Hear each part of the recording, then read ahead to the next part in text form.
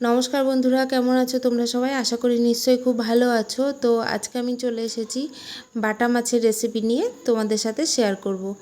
তো চলো, আমি বাটা মাছগুলোকে ভালোভাবে কেটে ধুয়ে লবণ হলুদ মাখিয়ে নিয়েছি। এবার ভাজবো। তো ভাজার জন্যে আমি গ্যাসের উপর একটা কড়াই বসিয়ে তাতে খানিকটা তেল দিয়ে দিয়েছি মাছগুলো ভাজার জন্যে। এই যে মাছগুলো ভালোভাবে ভেজে নিয়েছি আমি। তো এবার মাছগুলোকে তুলে নিচ্ছি। এই দেখো কেমনভাবে ভেজেছি, দেখেছো তো? মাছগুলোকে এইভাবে ভেজে আমি তুলে নিয়েছি। আর এদিকে মশলা করব আমি সাদা সর্ষে আর কালো সর্ষে। আর হ্যাঁ, ওর মধ্যে কিছুটা পোস্ত দিয়ে দিও। ওটাকে পেস্ট করে নেব। আর ততক্ষণে আমি একটা কড়াইতে তেল দিয়ে তার মধ্যে কালো জিরে, টমেটো আর কাঁচা লঙ্কা ফোড়ন দিয়েছি। এটাকে ভালোভাবে কষে নেব। তো এটাকে ভালোভাবে কষে নিয়ে আমি যে সর্ষের পেস্টটা করে রেখেছিলাম সেটাতে ভালোভাবে বেশি করে একটু জল দিয়ে, মানে আমার যতটা লাগবে ততটা পরিমাণ জল দিয়ে আমি ওটা ছেঁকে নিয়েছিলাম। জাস্ট জলটাই বের করে নিয়েছিলাম আর সর্ষের ছাঁকনিগুলোকে ফেলে দিয়েছি। আর এবার এর মধ্যে লবণ হলুদ দিয়ে আমি অপেক্ষা করব ফুটে যাওয়ার জন্যে।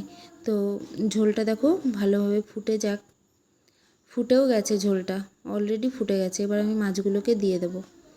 এই যে মাছগুলোকে দিয়ে দিয়েছি।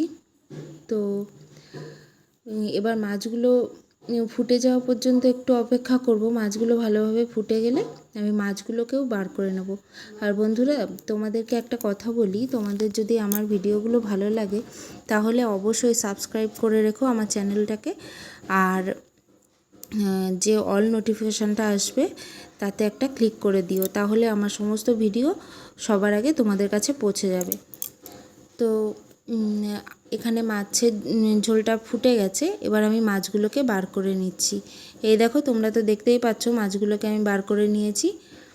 এবার ঝোলটাকে ভালোভাবে ফুটতে ছেড়ে দেবো। তার কারণ ঝোলটা একটু ফুটে বেশ গাঢ় হয়ে গেলে আমি ঝোলটাকে মাছের উপর ঢেলে দেবো। কী বলো তো, বেশি পাতলা হয়ে গেলে না এই ঝোলগুলো অতটা ভালো লাগে না। ওই কারণে আমি একটু ঝাল লবণটা টেস্ট করে নিয়ে এই ঝোলটাকে মাছের উপর ঢেলে দেবো। তো চলো, ঝোলটা একটু ফুটে উঠুক ভালোভাবে। তার উপরে একটু কাঁচা সর্ষের তেল দিয়ে দেবো। এই যে আমি কাঁচা সর্ষের তেল দিয়ে দিচ্ছি।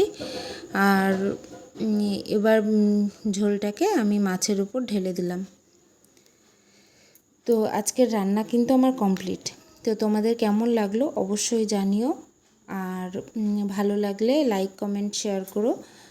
আর কি বলবো, কিছুই বলার নেই আর।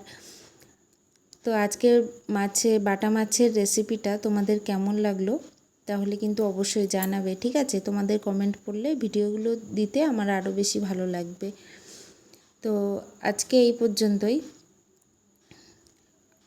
আর একটা কথা বলি, আমার ভিডিওতে যদি কোনো রকম নয়েজ এসে থাকে তাহলে প্লিজ একটু ইগনোর করে যেও। আর দেখো, মাছের ঝোলটা একটু ঠান্ডা হয়ে গেলে আমি তার উপরে একটু লেবুর রস ছড়িয়ে দিচ্ছি, পাতিলেবু দিয়ে ভালোভাবে ঝোলটাকে ঘেঁটে নিচ্ছি। ঠিক আছে, দেখা হবে পরের ভিডিও।